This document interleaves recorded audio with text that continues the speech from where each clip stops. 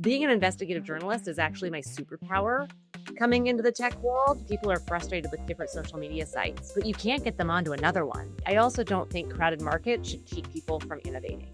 Emotional intelligence is going to be the next skill that every leader needs to cultivate. Harnessing this emotional intelligence and the curiosity is going to be the future of building technology. The way that people are interacting with financial institutions is changing. Gen Z is borrowing in a completely different way than, boomers and millennials did. You should take any money that comes your way as a startup founder when you're pre-seed. Moats today are nearly non-existent. Building a community is a large strategy that any founder needs to do. Curiosity isn't just a personality trait. It's becoming a competitive advantage in tech. In this episode, we'll explore an investigative journalist turned into a two-time tech founder, reshaping AI, financial access, and the future of responsible innovation. Joining us is Tamara Laine, CEO and co-founder of MPWR, bringing her insights on agentic AI, EQ-driven leadership, and building technology that actually solves real human problems. Welcome, Tamara. Thank you so much for being here. Thank you for having me. Absolutely. I love this topic, by the way. Good. We chose it. We chose it based on that. I like it. Tell us, how did your background in investigative journalism shape the way you approach building technology? And how did you even get into tech, first of all? So it's perfect. So one, I thought, as I started going into tech, I thought, oh my goodness, what do I know, right? I'm an investigative journalist, like building tech is so much different. And actually what I learned was there are so many parallels that being an investigative journalist is actually my superpower coming into the tech world, because when you look at building anything, what you're doing is you're looking at a problem and you're figuring out how to solve it. And myself as a journalist, right, I was doing this on the daily.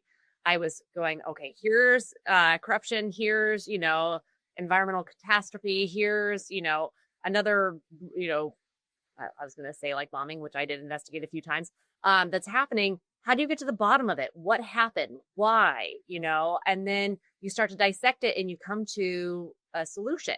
And that's exactly what building tech is. You see a human problem and you say, how do I solve this? And then you plot out the pieces to get there. Definitely. It's like in our business, we tell our people, you're an investigator. So it's funny, you're an investigative journalist, but we're like, you're investigator Magoo. Like, you have to ask the right questions. And, unfortunately, what we found is that people either have this innate skill set, can quickly learn, or they'll never be able to, excel because they're just going off of like a list versus being innately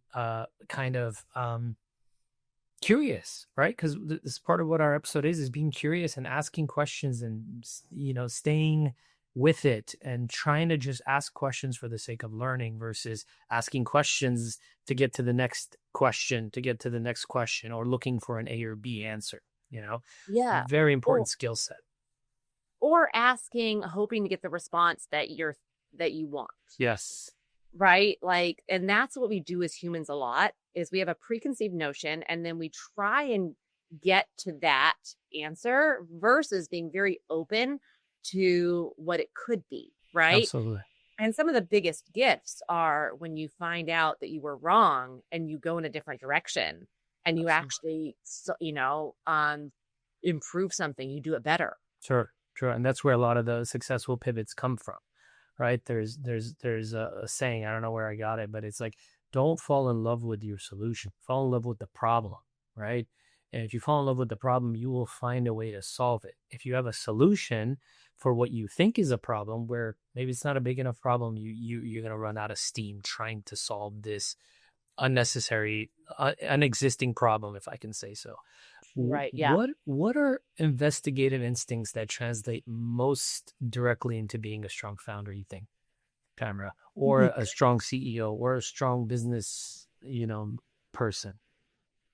That's so hard because for me, it's a gut feeling, right? Like my spidey senses go up when I see something that just like I haven't heard before, or is so outrageous that you're like, could that be true? That's how my best stories have gone, and also my best solutions are when I say, how is it possible that this isn't happening yet? Or how is it possible that this is happening? Mm. Right. And that's when I start to go, it piques my curiosity. And that's when I go, okay, I've got to start researching. I have to start getting to the bottom of it. It's really always, I guess maybe it starts with a how is it possible? That's good. Tamara, do you ever look at uh, people look at products and they say, "Oh, good, there's no competitor out there, or no one's trying to solve this." Do you look at that if that's the case? Do you look at that as something good? Ooh, we could be the first mover advantage. We can make moves. We could actually solve a problem no one else is trying to solve. Or do you back up and say maybe there's a reason no one's interested in solving this problem? I would say it's the latter. Mm, If no one has done it yet, I think, is there a market fit for this? okay, Right. Like, because human behavior is really funny, right? We could think that someone wants, or that people want a solution to something. But a lot of times that's not the case, right? You say people are frustrated with different social media sites, but you can't get them onto another one, right? It's very hard to change behavior. sure. And so when I hear that someone hasn't, or that this is a first, what's it, category creator, I get very skeptical at first to find out, is that something that people really want? So had it been, then maybe more people would have been going after it. You do have Yeah. 9 billion people in the world, right? But I'll say on the flip side, because, there's also a lot of talk, and especially like talking with investors where it's like, oh, you're entering a crowded category. And it's like, do you know how many people are in this market, right? Market sizes are gigantic. A lot of times companies only need to grab 1%, 2% of a market share to be wildly successful. Uh-huh. And so I also don't think crowded market should keep people from innovating. I think a potential niche within a niche is you find an industry that does not have custom software. And that alone is very, very valuable, because a lot of times if you have a kind of a unique business, the typical SaaS product does not service all of us properly. And so that alone could be a category that you can create within this very, what do you say, very, very crowded marketplace. Yeah, exactly. Tamara, tell me a little bit about how you apply storytelling when building products and teams in tech. Well, storytelling is the most important thing in building a product, right? Because your story is your why. Why are you doing it? And it's who are you doing it for? And so the way I approach story from the very beginning, you need to know exactly how you're messaging your product to start building it, right? That's also how you find your design, your user experience, your user journeys, right? They're all stories. None of it is product until you start, building. You're building an experience, which is a story. So, I mean, I approach that. It's the first thing that I do is I outline my user journeys. I tell really complete stories about my users, and then I start to build the product from those stories. Hmm. Okay, tell me more. Like, what does that look like? Who are you telling these stories to? Is it to yourself? Is it to your team? Is it to investors? Like, who are you telling these stories to? Well, I start with myself, right? And then and then we go to the team. And these stories are always outlined in everything that we do. So we have it up with like our Gantt chart and in our GitHub, right? Like our stories, our user journeys are everywhere so that everybody who's a part of the team knows exactly who we're designing for. And all of our whys come back to who. Who are we designing it for? And how will they experience the product? That's very interesting. I haven't seen it from that angle. Usually, when people are talking about storytelling, it's from the angle of inspiring your team, telling the story. You go on television, or you writing an article, you're telling stories. But that's interesting. You're looking at it from the lens of the customer and what you're Yeah. going to build for them. But starting with yourself, and do you understand their story well enough to tell the story? Yeah. Yeah, I mean, we've got about 5 user journeys right now, user experiences that we go through for our Empower. But it's funny that you mentioned that because I kind of skipped over like my why is one of the main stories that I use when I'm talking with people, when I'm talking with investors. But that why is different than the product creation, right? Okay. And so through the journey of founding a company and building a product, you're going to have several different stories. Now, they all come together and they should all be very clear. But I think when it comes to product design, those user stories are the most important. It's not, that it's not about me. And I think that's critical because this goes back to your question before about is there a market for it? Yeah. If you're solving a problem for yourself, then you might go a long way down the road and find out that there's nobody else who wants it. But if you're solving a problem that, a lot of other people are experiencing and you've done your product market research, that's where you're going to find a lot of success. I feel like where you can do it for yourself is if you're really truly building it for yourself, you're dog fooding it with the idea maybe I can productize this in the future if it's huge for me. I think in that case it could be huge. When I build AI products internally, I always look at okay, if there's no market for this product, will it have helped me make my team more efficient, faster, happier, whatever it is? And if it is, great, it's enough. And then if we can productize it, what a bonus, right? It could become its own company. But in the meantime, I'm focused on dog fooding it. But in this case, if you don't have any need for you internally and you're strictly looking for the market, trying to find your product market fit, you better think bigger than you or your 5 friends that share the same problem, right? That's really good. Exactly. What have you learned from about problem spotting from journalism that most founders overlook? Oh, goodness. A lot of, I think this is a general, right?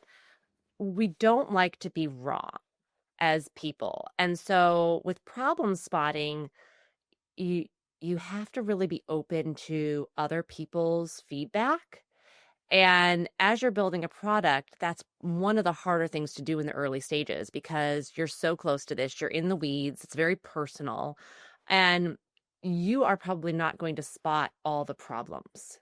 So you really have to rely on other people. And as you rely on other people, you've got to take their feedback in and really digest it and take what you can and then sort through the noise. But founders don't like to do that. Now, or I should say, that's one of the hard things to do in the early stages, right? Because Yeah, it can seem personal. sure. You're doing something, you're building it, you're putting all your blood, sweat, and tears into this. You're working long hours, you're strapped for cash. And so hearing a problem could be like a huge pivot. And it's just something that you're like, oh my gosh, I don't this is too hard. For myself, I got feedback as a journalist that was, I got my thick skin back when I was a journalist. And so now when I hear it, I've learned that all feedback is a gift. Mhm. And it's someone else taking the time to try and help you make your product better, whatever it is. And so I seek out very blunt feedback in order to solve my problems. Tamara, that reminds me, one of the coolest things I saw is a friend of mine builds MVPs, and he has a lot of startups and stuff. And the way he asked for my feedback was actually really, really interesting. He said, "Hey, do me a favor, find the problem in this, or tell me what's broken in this." And it was a very weird kind of switch in my brain. It went from, "Hey, here's a friend you have to be supportive of, so find the good." Find the mistake, the bullshit sandwich, and then find the good. Instead, he almost didn't want my positive feedback. He was like, "Tell me what's wrong with this." And I was like, huh. And my brain, without going for it, my brain went into straight problem solving, like find the problem. He doesn't want to hear that it's pretty good. Overall, it's nice. You like this, you like that. He knows all that. That's what he used to build this thing. But that was really helpful. And he gave me permission to rip into this product. I don't remember what it was, but he felt the feedback was very, very helpful. But the way he approached asking for the feedback was very different than I've seen so far. I love that. I think that's a great way to approach it because then also as the founder, you're not going to be sensitive because you're saying, hey, I need you to do this thing. I need you to do it before a lot of people have a Yep. problem onboarding or, don't Sure. want to use this because I didn't spot this problem before. Absolutely. Absolutely.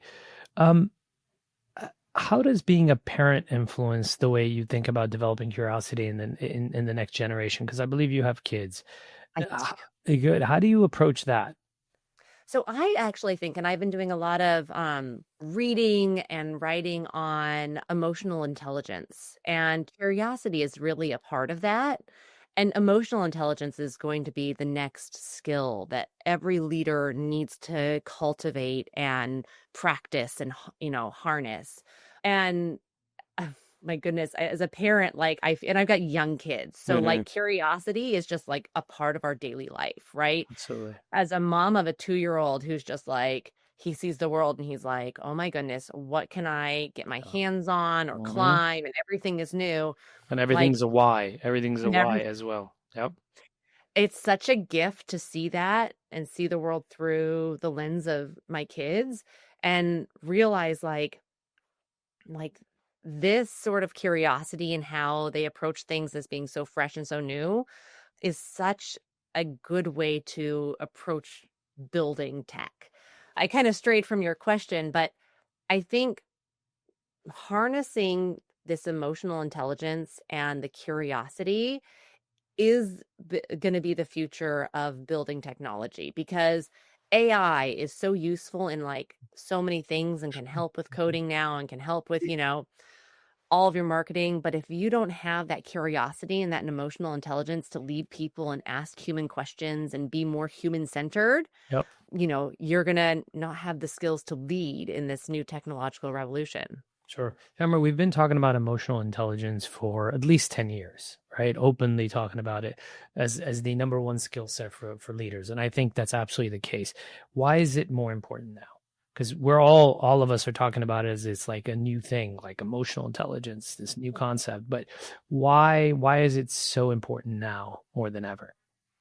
It's because it's what makes us human, right? It is the thing that machines can't do right now, which is read the reactions and gauge response and interact and smell the, whatever it is that's the interaction that's happening, read the room, go with intuition. Our brains are so incredible. We still don't fully understand uh, the human brain and Sure. the dimensions that we can see and feel. That is the one thing that machines can't do, right? They can write my email. Soon they'll be able to do my laundry, right? Yeah. But they can't lead with empathy and with passion and guide people. At least not Um, yet. At least not yet. I know there's this one guy I was just reading on Business Insider I think he raised $1 billion to do an emotional intelligence LLM. And so, like, obviously, people are going to try. But I do believe that emotional intelligence is the one thing that is human and that if you harness it, you are going to be able to lead through this whole change that's happening. Well, the And also, I should yeah. Go ahead, so some please. facts really quick. So like AWS on their page, it's one of the main things that they're talking about right now too, about the leadership skills, and Harvard Business Review that like people with EQ are going to be that skill is going to be one of the top hiring skills in the next few years. So like it is buzzy, but I do believe that is the case. It's absolutely the case. I mean, look, the idea is if done right, AI will replace most of our day-to-day grinds, the note-taking, the documentation, the so on and so forth. I mean, I've got a system right now that will go to meetings I'm not in and go to meetings that I'm in. It will find all of the connection points and it will alert stuff. It could say, for example, it's interesting because this team says they have brilliant AI engineers that none of their clients are interested in. Your other team had a meeting and they said they don't have enough candidates for their clients. Like, what's going on? Are these two departments communicating? I was like, wait a minute, get them in a room That's together. wild. But it'll see things that that I'm not seeing. That's brilliant. Eventually, I can just tell it to just set up a meeting between the teams so that there is no miscommunication. Eventually, to my point is there's so much of the busy work that's going away that it will allow us to be more human. The reason humans stop being human is because we didn't have time to be human. So we would multitask while someone talks to us because we got so much work to do before we go home. If we can free all that up, we can actually focus a little bit more on them, right? And being human. So I agree with you. What role do you see ethical leadership in shaping the next wave of AI products? Because there's all kinds of things we can do. There's all kinds of things we can eliminate. There's all kinds of cheat codes. Tell me a little bit about how you feel about ethical leadership within AI. Yeah, I mean, I think that it's incredibly important, right? I say AI is the most powerful weapon, right? It can be leveraged for good. It can be leveraged to do things that are, marginalize people, or, you think that you're doing it. You look at it in healthcare as an example that I use. AI is so powerful. It can actually see if people should be given certain medications, right? Based on their ability to, or based on the assessment that they're a good candidate. And you think about that and you think, oh my God, I don't want someone making a data decision like that on me. So you really have to step back and think about, how are we creating our AI products? Who's designing them? And how does it benefit everyone, not just, certain people? And this is a huge question, right? This is the question that tons of people grapple with. And so when I look at ethical AI, ethical leadership, I think it's about diversity of thought, diversity of, leadership, of advisory. You need more people in the room than less. And that's the start. And then for me, it's about things like code of ethics, right? Where we have a code of ethics that we abide by as we're creating our AI. And I think those are the bare minimum that you should have when you're on, not just using AI, when you're building it. So let's talk about the risks. Let's assume AI is going to stay at the pace it's at. I hear every 7 months it's actually tripling the speed or something insane without leaders who do have emotional intelligence. What are the risks? Let's talk about that. Huge question. I mean, the risk is that we create technologies that marginalize people or target, people. You can risk. I was on the campaign to ban killer robots 12 years ago, Wow. which is very funny because back then we were at the UN and we were saying there's autonomous, weapons that are being created, and everybody was like, there's no way there's going to be autonomous weapons, right? And now we think about that and it's like, yeah, no, it's like you're watching the robots, Yep. And so we have to think ahead of what is possible. And what's possible is AI that we don't keep contained and can weaponize against certain people. Well, look at drones. I think I'm like, yeah, no. There's two ways to look at this. One, if you want to see what's coming, watch a movie. What we thought was far-fetched 5 years ago, 10 years ago, 20 years ago, we used to laugh at, looked cool. It's here. Right. And sometimes in slightly different forms, right? Sometimes the robot is not some 6-foot killer metallic robot. Sometimes it's just, it's just a completely different thing. I mean, the countries are using drones, right? Autonomous drones to kill marginalized people and to cleanse them of their own historic lands. I mean, it just happened, right? So this is a ongoing thing. So absolutely, I think if we can think ahead and say, yeah, it's not possible, it's absolutely possible. It's probably happening. We just don't know it. So the story that I won an Emmy for several years ago, we looked at facial recognition and how AI was being used in facial recognition. And because the technology was built by a small demographic of people, the AI actually discriminated against people who had darker skin, and the wrong people were being identified because the technology didn't identify people who had darker skin well enough. And so people were getting arrested that shouldn't be arrested. And this is a very clear issue, right? And that's the sort of thing that can happen on any sort of platform for any reason if we don't look at this, take a step back and say, how do we create this to be better, to be, human first, do no harm, human in the loop.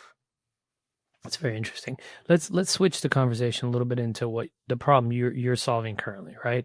What led you to focus on financial access and credit modeling as a problem you wanted to solve next? Because that's been out there for a while, as far as I know. Why do you care about this? Why is it important for you to solve? I mean, so for over half of my career, I was a gig worker, as a journalist, as a choreographer, and then on the flip side, as a fractional C-suite executive. And I experienced the inability to get credit cards, to get loans, to actually even rent apartments, right? Because your ability to show your credit worthiness is just completely different when you are not a W-2 employee. Much harder, even if harder. you earn a good income. Yeah, even if you own a good, and there's founders who are dealing with this as well, because a lot of their equity or a lot of their worth is tied up in equity. And so, Sure. it's just a very big problem. And then as I started to talk with founders, when I started to talk with gig workers and with banks, this is where my investigative journalist hat came back on. I just saw this repeatable pattern, and I saw people were trying to solve it, but it wasn't being done in a way that was really getting, a lot of success. And so I saw that there needed to be an end-to-end, like this holistic circle that AI agents could actually bridge the gap of. And that's why we created MPWR, because we knew it wasn't just about credit modeling, right? That was part of it. What you needed to do for the banks was you needed to have someone go in and make sure that the financial fluency was in there for the borrower. And our AI agents can do that. Our AI agents now can take some of that weight off of a borrower's shoulder and saying, like, how much can you afford? How do you pay this back? And the AI agents can come in and they can bridge that so that now not only can you access the capital, but you know how to pay it back. That's really good. And why do you think traditional financial systems get wrong about the modern workforce? Because, what used to be 10% of the population, right? Your realtors, your freelance people, whatever, it's slowly becoming the norm, right? Like it's 50% of the U.S. workforce. Is that correct? So 50% of our workforce are 1099 gig economy people. Got it. Why do you think the financial systems haven't caught on to that yet? No, I think that they've caught on, but how to do it is different. I mean, this is why I feel like the moment is now, because it is clear that the way that people are interacting with financial institutions is changing, right? And if you look at, there's the gig economy, there's Gen Z. Gen Z is borrowing in a completely different way than, boomers and millennials did, right? Boomers and millennials could potentially get 3-4 loans in their lifetime. Gen Z are getting 4 to 10 smaller loans, in 3 to 4 years. Wow. It's a totally different way that people are operating now and interacting with financial institutions. So this is a really phenomenal time to be innovating in this space, because things are changing and we're going to make it so much better for everyone. What are Gen Zs borrowing such smaller numbers for? Is it because they're not thinking about, they don't care about owning a home? So there's your huge 30-year massive loan, but what are they borrowing? What's changed in that sphere? Well, I would say buy now, pay later has been the big game changer in how people like the affirm concept, right? Can't afford $5,000. I'm gonna get a tiny little loan, 0 interest. Okay, got it.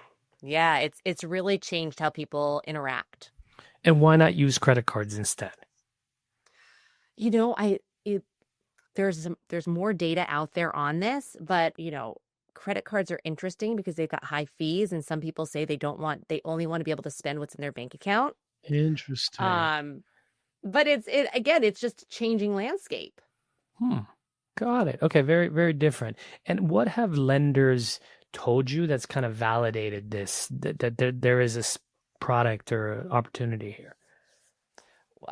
That they're trying to tap into the gig economy. They right? are. And and they don't know definitely how to do it. So they do want to be involved. They're traditional ways don't make it, but they don't know how to do it otherwise, right? Yeah, exactly. Interesting, because the way they I guess look at risk, how they calculate risk is that it doesn't play into the system. So the almost Gen Zs have created their own system, sounds like, and whoever understands them is getting the business. Exactly. Yeah, exactly. And I mean, again, they are trying new things. And this is why I think it's a really exciting time in the financial sector is that new things are coming up. They are open, but it's how to crack that egg is still the missing part, Got it. which I Tomorrow, think we've got the solution. sure, that's awesome. Tell me why you think that. Let's talk a little bit about what the product will look like. I know you're very close to your MVP. Why do you think this solves that issue?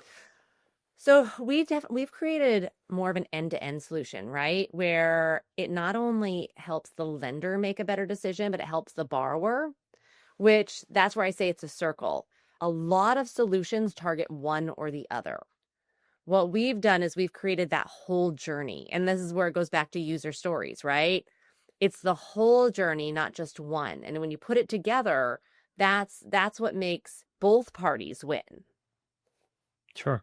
Tamara, HireClout works a lot with VCs and things like that, and I have some relationships. Actually, there's an episode coming up on Wednesday you should watch, but I worked with a partner at a VC firm, and we were talking about, when someone's raising money, what should they be looking for themselves, right? When you're early on and you need to raise money, obviously the number one thing you want to do is raise money. Doesn't matter where it comes from. But let's back up for a minute. You're going to be in that fundraising mode soon. What do you look for? Ideally, what are you looking for when you go into whether it's angels or it's institutional money? What are some important factors for you when thinking about, yes, I'd like to raise money, and money's money, but then there's strategic money, there's smart money, there's just money. What are you thinking about ideally? Well, I was just at the Web Summit and I actually was talking to like a mentor there. And they were like, you should take any money that comes your way as a startup founder when you're pre-seed. And while that is like a great, great tip, because as a founder, like these times have changed and it's difficult to find that first funding. I still firmly believe in strategic alignments because that's what helps you scale the fastest. And so, though I've been in companies that have had strategic investors that didn't help them, right? So like really do your research on, is this a strategic investor and will they help you when it comes to acquiring customers? Like it's the next step, because if the strategic investor isn't going to help you with trying to get customers or help you with your next round, then I mean, great, but kind of what you're getting into, and so you're still going to have to do a lot of legwork. Sure. Sure. And I think what's important to understand as well is it depends on where you're at in the funnel. Maybe it's your first check, friends and family. I don't care. Just I need money. I need money to get to the next stage. Eventually you're going to have to become more strategic, right? Where you say, okay, what kind of VCs, what's their portfolio look like? Am I their first investment? Am I their last investment? Do I have to be a hero? Are they going to push me for 100x returns, or can I build a really good business and exit next 5 years? There's so many things you can figure out maybe in your Series A or your big seed fund. But right now in the pre-seed stage, maybe your mentors were correct. Maybe sometimes just, money's good to build what you need, and then eventually you can become strategic. But I was wondering how you were thinking about the whole thing. Tamara, now you and I think, talked about vibe coding and all these other tools that are out there now that, frankly have lowered the bar or lowered how do I say this? The barrier of entry for founders, especially non-tech founders. So it's really good opportunity for non-tech founders to create products fast, inexpensively, and get it out to market. The bad thing is there's a lot of noise out there. How are you going to stand out? How does a startup stand out amongst that noise, right? Where everyone pretends they have a product and they have nothing. They don't even have MVP. Often they're pitching a $15 million valuation on an idea and they don't even have an MVP yet. How's that? What's the great opportunities it creates for you? And what are some of the bottlenecks that this noise creates for you? Yeah, I mean, right now, anyone can create anything with, a lovable account and uh, and an idea. Mhm. Moats today are nearly non-existent. That's the one thing that's for sure, because you used to be able to, have a big moat because it was so hard to, Mhm. you had to pay so much money to create software. Now you can copy almost anything on some of these like vibe coding websites. So the way we're approaching it is we're creating our own LLM, right? So if you can harness your AI in a different way, and you can make sure that like that's not replicable, um it also diversifies you, right? Like right now there's so much power in the 3 LLMs that are out there, 4 LLMs, like making sure that you are figuring out the one thing that someone can't copy from you, Hmm. right? That's it. And then you got to go fast to the market. You've got to get your idea, you've got to build it, you've got to get out there. That's what's happening now. Do you think that first mover advantage is still a thing, or is it actually going to hurt you? Um I think it depends on the industry, right? Like with AI, like if you're going after institutional companies, like big behemoths of companies, their AI adoption is still slower. So Mm. first mover advantage is not necessarily the best. If you're going after Gen Z, first mover advantage is probably something that is good for you. So you have to know who you're targeting and where you fit in that adoption curve. Nice. One underestimated moat that no one talks about is community, Yeah. right? And I mean like a product that's built a community around it. Even if the product there's no moat, there's something about the fact that you have, I don't know, tens of thousands of people using your product, loving your product, raving about the community that kind of puts a moat around it. You got to start thinking, do I really have the ability, the patience, the money, the resources to go build this community to compete with this thing that already exists, right? I definitely think community is a moat. And how do you build that? How can someone without the community build that community? I mean, have you ever thought about that? Oh yeah, no, the community is a whole big topic, right? Like that is a strategy. Building a community is a large strategy that any founder needs to do. And it starts with, you pick your platform and then you start your engagement, and then you have to do it in a way that you're bringing your whole self to, and you're doing it in a engaging, honest, authentic way that lets people understand what you're doing. And you can, as a founder, you can do kind of the startup journey of building your product. But a lot of people now are, you've got your main platforms, but they're doing it on platforms that they own. So Circle, Discord, Slack. That way they've got more communication, more ownership over their community. Sure. I mean, look, the same community on the flip side, forget the product community. There's also the community to raise money. There's a community to know engineers that can help you build products because AI won't be everything, right?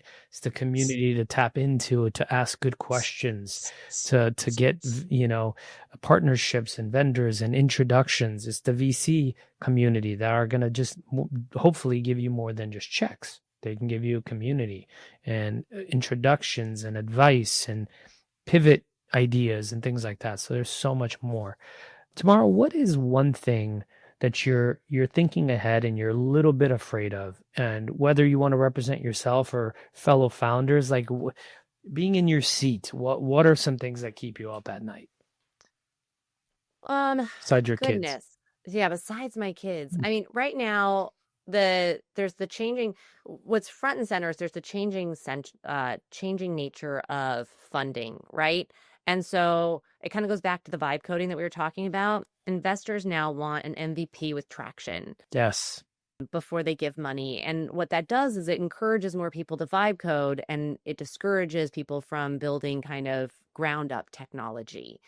And so there's the good, it kind of democratizes things, but there's the bad, which is that like some really good ideas that are more deep tech they're struggling. So you're Hmm. losing a lot of like the real transformative technology that's deeper tech that has more substance to it maybe a larger moat in the end, to something that was created on a vibe code in a week. I see what I'm you mean, because if I might need 2 years to build this deep tech product that you're talking about, especially if there's hardware involved, right? And how am I going to get traction revenue wise? How am I going to get revenue to show the traction to get the funding? One answer to that potentially is, and not everybody can do this, is to try to kind of self-fund, right? Bootstrap it for as much as you can. Try to de-risk it for your investors as much as you can.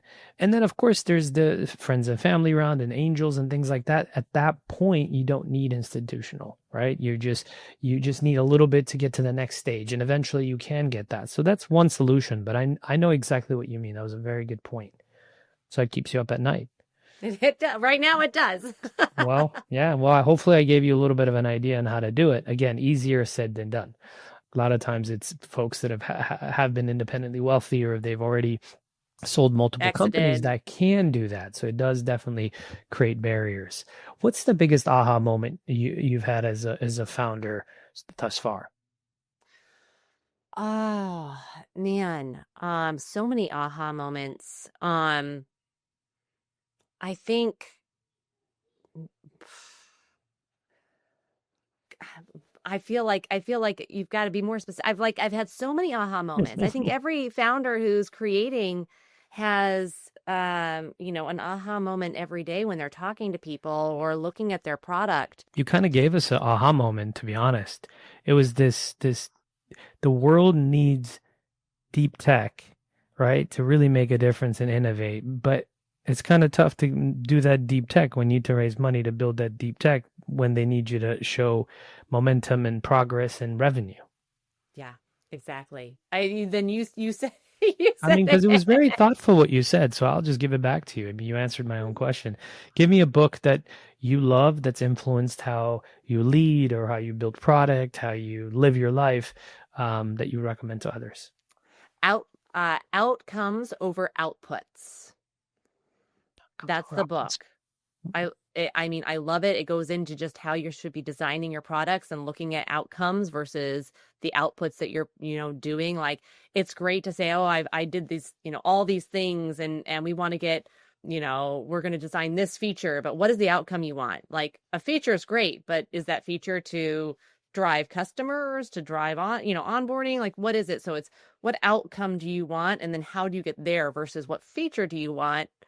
And hope for the outcome. Awesome. Tamara, how do people reach you, and what should they reach out for you for? I'm on LinkedIn, so you can connect with me there. DM me. I would love to connect with them.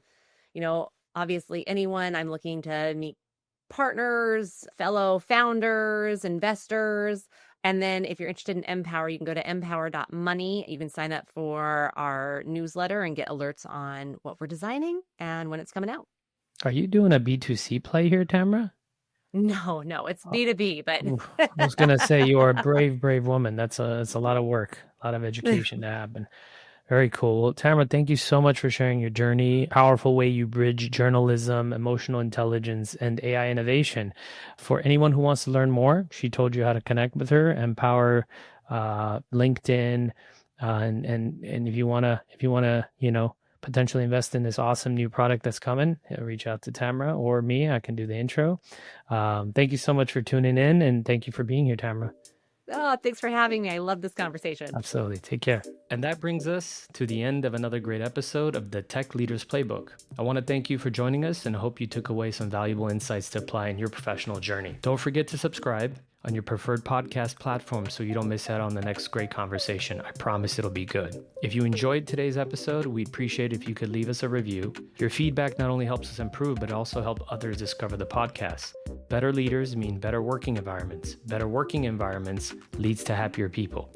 Remember, a rising tide lifts all boats. I'm Avetis Antaplyan, and this has been the Tech Leaders Playbook. Keep leading, keep learning, keep giving, and I'll see you on the next one. Until then, stay inspired, my friends.